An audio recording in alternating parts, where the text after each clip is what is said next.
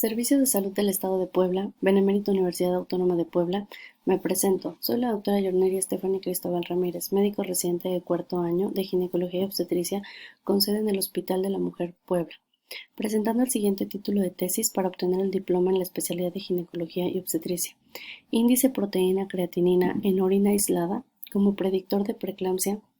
comparado con la cuantificación de proteínas de 24 horas. Directores de tesis, el Dr. Rubén Quiro Sánchez y el Dr. Adalberto Castilla Centeno. Como profesor metodológico, el licenciado en biomedicina, Pablo Emerson Yáñez Muñoz. Como introducción, es bien sabido que la preeclampsia es un grave problema de salud pública, ya que corresponde a la segunda causa de mortalidad materna en México y alrededor del mundo. Aunque la proteinuria no es esencial para el diagnóstico de esta enfermedad, su presencia definitivamente siempre se va a asociar a la gravedad de la sintomatología, al pronóstico del embarazo y sobre todo a los resultados adversos neonatales, que al final de cuentas va a terminar repercutiendo en tiempo, dinero y esfuerzo del personal de salud del Estado de Puebla. El estándar de oro para el diagnóstico de la proteinuria anormal en el embarazo es bien sabida que es la cuantificación de 24 horas. Sin embargo, dicha cuantificación no está exenta de inconvenientes como son los relacionados con la recolección de la orina, que a veces requiere hasta 48 horas desde el inicio de la recogida de la muestra hasta la emisión de los resultados y definiendo definitivamente así un comportamiento terapéutico a veces incluso tardío. Asimismo, la recolección de muestras a veces suele ser incompleta en pacientes ambulatorios y por lo tanto la cuantificación cualitativa de la proteinuria pues a veces incluso se encuentra parcialmente recolectada. Es por eso que es importante contar con una prueba más rápida que permita la predicción precisa de los resultados de la orina de 24 horas, alternativamente al gold standard, por supuesto. Es por eso que al ser mi hospital sede, un hospital de recepción o un hospital receptor de todo el estado y al tener un alto porcentaje de pacientes con un diagnóstico final de preeclampsia, es por eso que quise comparar el gold standard con lo establecido ya por la bibliografía, que es el índice creatinina proteína para mejorar la capacidad de tomar acciones terapéuticas tempranas que mejoren el pronóstico y la morbilidad en general, tanto en las madres como en sus recién nacidos. Es por eso que el presente estudio tiene como un objetivo general evaluar la efectividad del índice creatinina-proteína en muestras únicas de orina para el diagnóstico diferencial de proteinuria en pacientes con sospecha de preeclampsia en el Hospital de la Mujer Puebla, específicamente del periodo de marzo del 2020 a marzo del 2021. Sí es importante también mencionar que los objetivos específicos de mi estudio fueron principalmente determinar la utilidad del índice creatinina-proteína como un predictor de proteinuria significativa. Evaluar esta relación también del índice, evaluar esta relación también entre el estándar de oro y el índice proteína-creatinina para valorar el uso y establecerlo, y sobre todo eso, lograr establecer el uso de esta herramienta que es con mayor efectividad y definitivamente con mayor rapidez terapéutica temprana para nosotros poder atender a las pacientes y en algún momento reducir tiempos de estancia, costos, definitivamente sin alterar el resultado final diagnóstico de la paciente y sobre todo pues el pronóstico adecuado. En cuanto a la bibliografía, pues sí es importante mencionar que bueno, el tipo de estudio que nosotros llevamos a cabo fue un estudio analítico, transversal, observacional y comparativo, donde fueron analizados expedientes de 50 pacientes adultas con un embarazo mayor a 20 semanas de gestación y que como parte de la evaluación por sospecha de preeclampsia se les determinaron tanto la cuantificación de 24 horas como el índice creatinina proteína.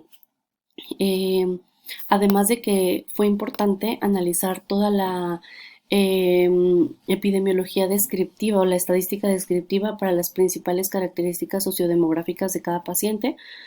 y sobre todo la inferencial para la asociación y el contraste de las variables, que es al final lo que queríamos estudiar, ¿no? Si se toma en cuenta que un valor de P menor a 0.05 se va a considerar como estadísticamente significativo en nuestro estudio. Los criterios de inclusión fueron en toda mujer con una gestación mayor a 20 semanas, con cifras tensionales elevadas y que ya contaran con laboratorios previos que corroboraran una alteración bioquímica, que en ese momento se le tomaran o que clínicamente la paciente presentara cualquier dato de gravedad en cuanto a la enfermedad hipertensiva del embarazo. En su segunda o tercera década de la vida, de acuerdo a la población que manejamos nosotros en el hospital, y sobre todo preguntando y siendo muy específicos con la paciencia, las pacientes en que no tuvieran ninguna comorbilidad asociada, entiéndase inmunológicas o entiéndase comorbilidades crónicas como la hipertensión crónica o como la diabetes mellitus. Los criterios de exclusión vienen de la mano. Toda paciente que tenía esa comorbilidad, pacientes que ya se conocían hipertensas o que incluso ya estaban en tratamiento, ya sea diurético o ya sea antihipertensivo, se excluyeron totalmente del narcomuestral. Y los criterios de eliminación fue en todas esas pacientes con toda la sospecha, con las dos tomas cuantitativas de proteínas, tanto de 24 horas como de el índice de proteína creatinina, y que al final en la parte observacional de los expedientes las historias clínicas, las notas de evolución se encontrarán incompletas, inconclusas o incluso inexistentes.